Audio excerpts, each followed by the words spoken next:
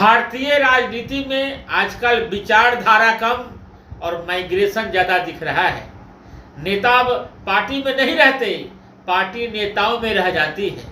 कभी होटल लोकतंत्र बचाने का केंद्र बन जाता है, तो कभी बसें संविधान की रक्षा के लिए निकल पड़ती है।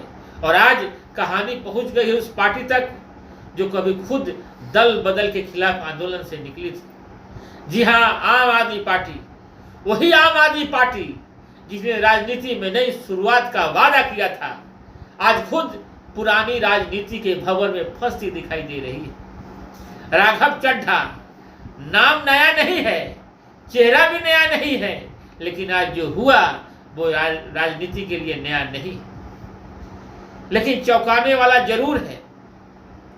राघव चड्ढा समेत 7 राज्यसभा सांसद बीजेपी में शामिल हो जाते हैं और उसके साथ ही दिल्ली से लेकर पंजाब तक सियासत का पारा चढ़ जाता है।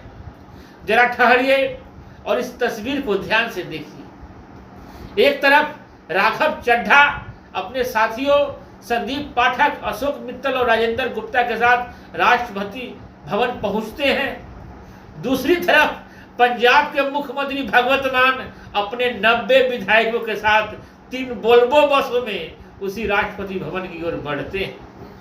2 तस्वीरें एक ही जगह, लेकिन मकसद अलग अलग। एक कहता है हम पर अन्याय हो रहा है, दूसरा कहता है संविधान के साथ अन्याय हुआ है।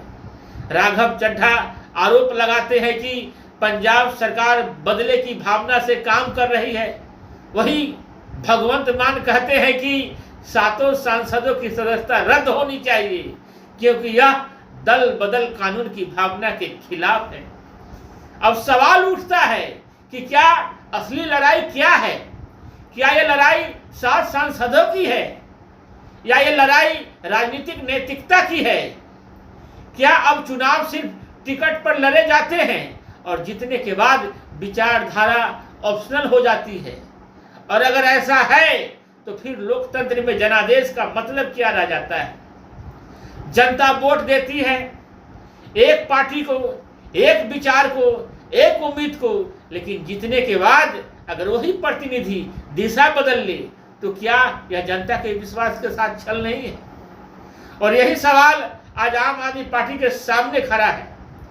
आम आदमी पार्टी जो कभी ईमानदार राजनीति का दावा करती थी, आज खुद अपने ही नेताओं को बचाने और अपने ही ढांचे को संभालने में लगी। राजनीति का यह दौर अजीब है। यहाँ विचारधारा अस्थायी नहीं होता है, सत्ता अस्थायी लक्ष्य है।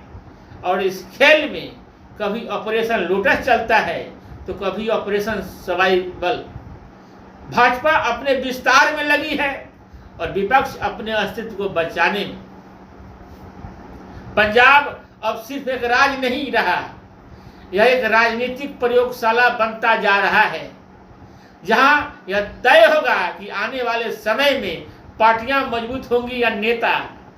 और सबसे बड़ा सवाल, क्या लोकतंत्र बसों और होटलों के सहारे बचेगा या फिर विचारधारा और जनादेश के वापसी होगी? फिलहाल राष्ट्रपति भवन के बाहर खड़ी ये 2 अलग अलग राजनीतिक यात्राएं देश को एक ही सवाल दे रही है। राजनीति में अब अस्थायी क्या है? कैसे राजनीति में अब विचारधारा से ज्यादा माइग्रेशन का खेल बनता जा रहा है? अब सवाल सिर्फ सियासत का नहीं है, सवाल है संविधान का, सवाल है कानून का, और सबसे बड़ा सवाल जनादेश का। दल बदल कानून आखिर कहता क्या है?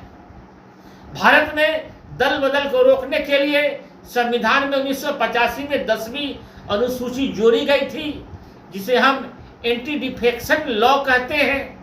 इस कानून का सीधा सा मतलब है, अगर कोई सांसद या विधायक अपने दल के खिलाफ जाता है या किसी दूसरी पार्टी में शामिल होता है तो उसकी सदस्यता जा सकती है। लेकिन राजनीति में हमेशा होता है, कानून कहता है अगर किसी पार्टी के 2/3 सदस्य एक साथ दल बदल लेते हैं तो उसे विभाजन नहीं विलय माना जाएगा और ऐसे में उनकी सदस्यता बच सकती है। अब यहीं से पूरा खेल शुरू होता है। आम आदमी पार्टी के जिन 7 सांसदों की बात हो रही है, क्या वो 2/3 हैं? क्या उन्होंने औपचारिक विलय किया है या सिर्फ पार्टी छोड़कर दूसरी पार्टी ज्वाइन कर ली है? यही वह कानूनी पेच है जिस पर पूरी राजनीति टिक गई।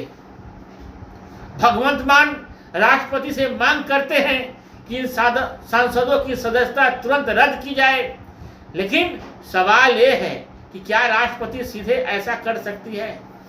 जवाब है नहीं। दल बदल के मामलों में फैसला लेने का अधिकार संसद के सभापति या स्पीकर के पास होता है। राज्यसभा के मामले में यह जिम्मेदारी उपराष्ट्रपति यानी सभापति की होती है।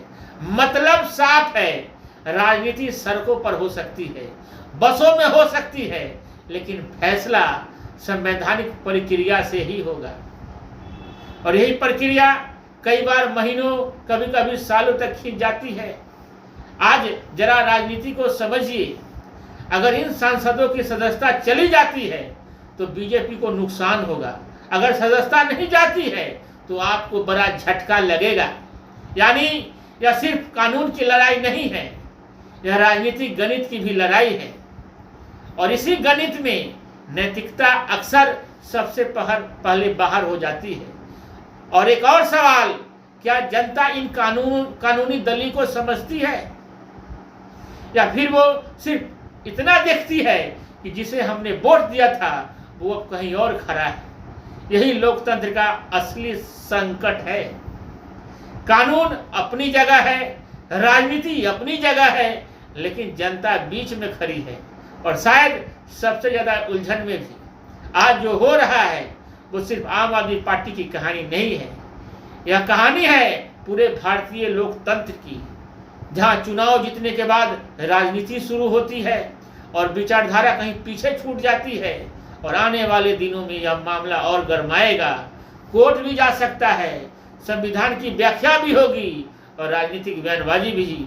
लेकिन अंत में एक सवाल फिर वही रहेगा, क्या दल बदल कानून सच में दल बदल रोक पा रहा है या फिर नेताओं ने कानून के भीतर ही नए रास्ते खोज लिए हैं?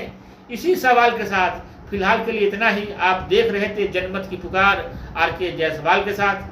आखिर तक वीडियो देखने के लिए बहुत बहुत धन्यवाद। नमस्कार। अगर आपने हमारा अभी तक चैनल सब्सक्राइब नहीं किया है तो कृपया चैनल सब्सक्राइब कर लें, लाइक करें, शेयर करें, कमेंट करें। तो मिलते हैं फिर किसी और खबरों के साथ।